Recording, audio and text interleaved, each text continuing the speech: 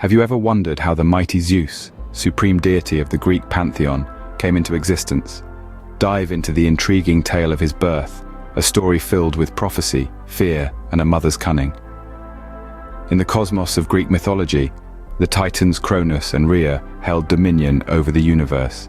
Yet, beneath the surface of their grandeur, a prophecy stirred unease. It foretold that Cronus, the ruler of the Titans, would be overthrown by one of his own children.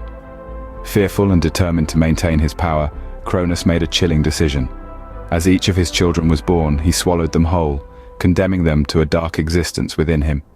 Rhea, mother of these unfortunate children, was heartbroken. She watched, one by one, as her children were consumed by their own father. However, when she was pregnant with her youngest, Zeus, she hatched a plan to save him from this dire fate. Rhea couldn't bear to lose another child, and so she decided to trick Cronus. Instead of handing over her newborn to Cronus, Rhea swaddled a large stone in a cloth, disguising it as her infant. Oblivious to the switch, Cronus, consumed by his fear and paranoia, swallowed the stone, believing it to be his son. Meanwhile, the real Zeus was spirited away, safe from his father's ravenous grasp.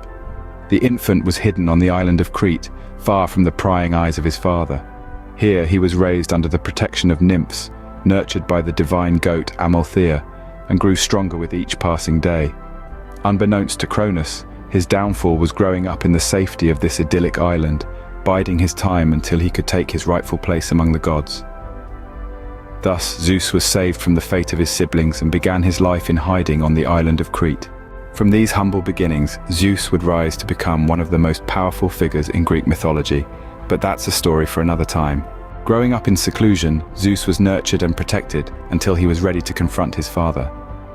The moment Zeus was born, his life was woven with threads of secrecy and safety. In the hidden caves of Crete, away from the gaze of his power-hungry father Cronus, Zeus was lovingly raised by nymphs. These celestial beings took the role of his caretakers, their sole purpose to keep the young god safe and prepare him for the challenges that lay ahead. Zeus's sustenance came from an unusual source, the divine goat Amalthea. Her milk provided him with strength, and her hide, once she passed, would become the Aegis, Zeus's formidable shield. As he grew in strength and wisdom, so did his resolve to confront his father. Upon adulthood, Zeus was no longer a child hidden in caves. He was a force to be reckoned with, a god ready to challenge the tyrannical rule of his father. But before he could do so, he needed allies, and who better than his own siblings, trapped within the belly of Cronus. Zeus enlisted the help of Metis, the goddess of wisdom, to create a potion that would force Cronus to disgorge his swallowed siblings. The plan was risky, but Zeus was determined.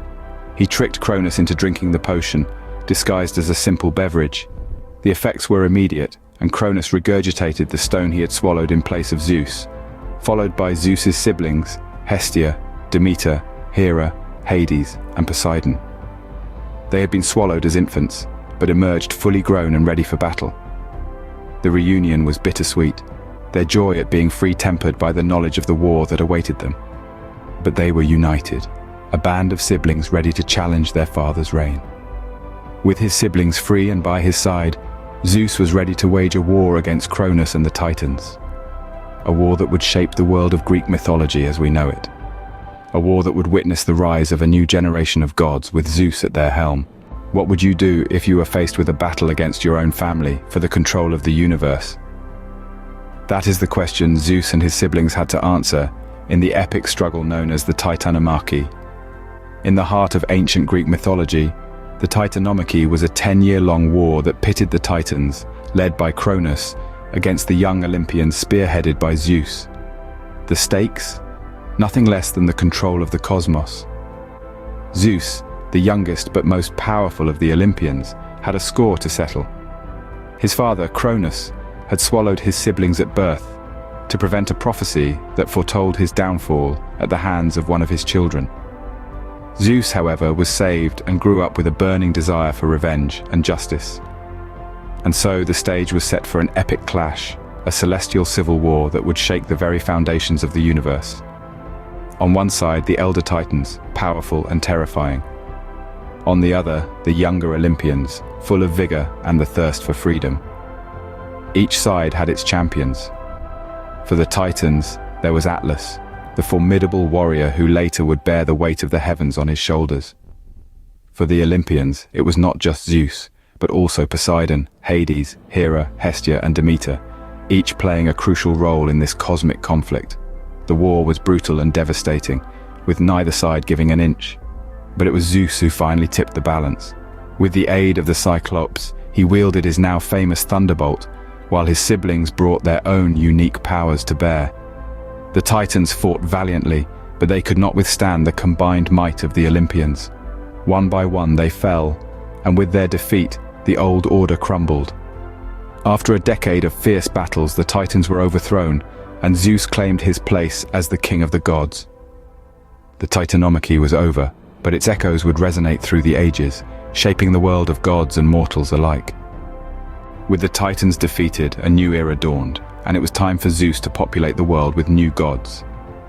The end of the Titanomachy marked the beginning of a new divine epoch, with Zeus and his siblings, the Olympian gods, taking the helm. Zeus, the sky and thunder god, served as the king of all gods, ruling from his throne atop Mount Olympus. His word was law, his will was the wind that guided the world's fate. His brother Poseidon ruled over the seas and earthquakes, his trident stirring the oceans into tempests or calming them into glassy tranquility. Their sister Hera became the queen of the gods and the goddess of marriage, childbirth, and family. She was the protector of women and presided over all aspects of family and domestic life. Next came Athena, the goddess of wisdom, courage, and strategic warfare, born straight from Zeus's forehead in full battle armor. She became the patroness of heroic endeavors and the city of Athens, which was named in her honor.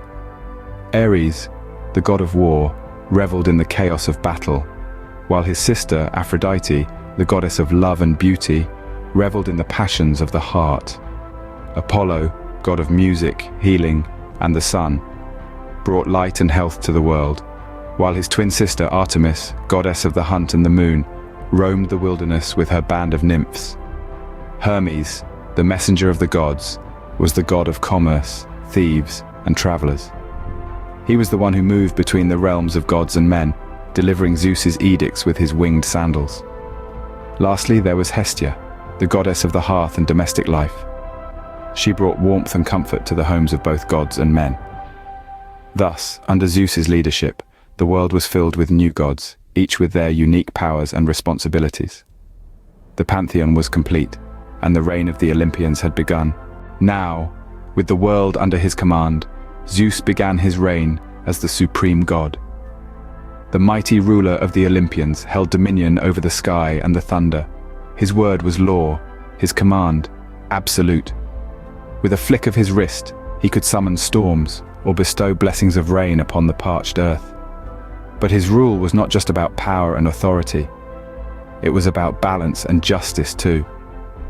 As the king of the gods, Zeus was the arbiter of justice, the keeper of oaths, and the protector of guests and strangers.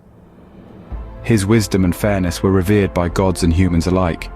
He was the embodiment of kingly virtues, a beacon of righteousness in a world of chaos and disorder.